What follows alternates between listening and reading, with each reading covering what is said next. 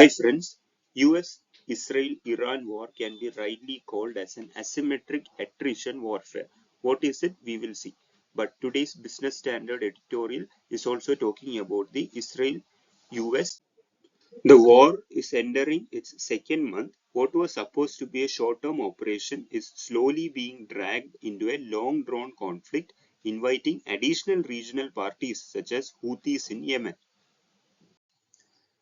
The Houthis, who has so far stayed away, seems to have joined the war with its firing of missiles towards Israel, first since the US-Israel-Iran war started. Houthis are capable of threatening the key global trade via the Suez Canal and the Red Sea. This is in addition to the Iran's blockading of Strait of Hormuz. This is the Strait of Hormuz and this is the Red Sea. This is the Suez Canal. So here are where Houthis are located. The Houthis could easily block the trade through this region in addition to Iran's blocking of this region. This could totally affect the oil supply from the Arabian Peninsula. Strait of Hormuz accounts for quarter of the trade in seaborne oil and gas. By blocking this strait, Brent crude price increased from $73 per barrel, $73 per barrel to $110 to $119 per barrel.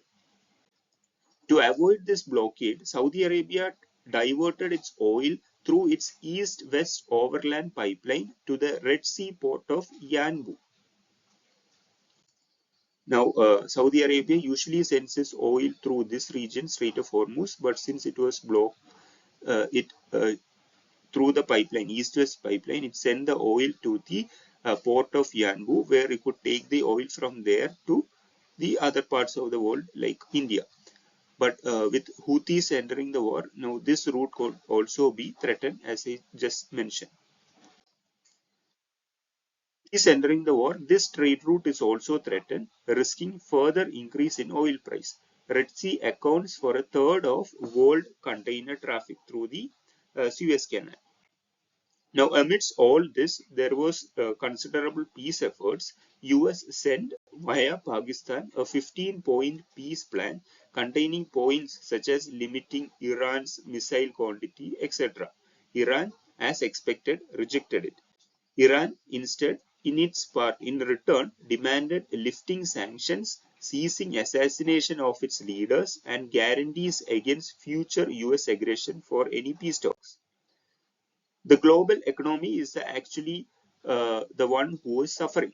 Countries in Asia who depend on fossil fuels from the West Asia are facing an increase in inflation and fuel shortages. India is also witnessing this, and in this scenario, it reduced the excise duty on petrol and diesel by rupees 10 per litre to provide relief to oil marketing companies. This could cost Indian government 1.2 trillion rupees to 1.7 trillion rupees in revenues on an annualized basis.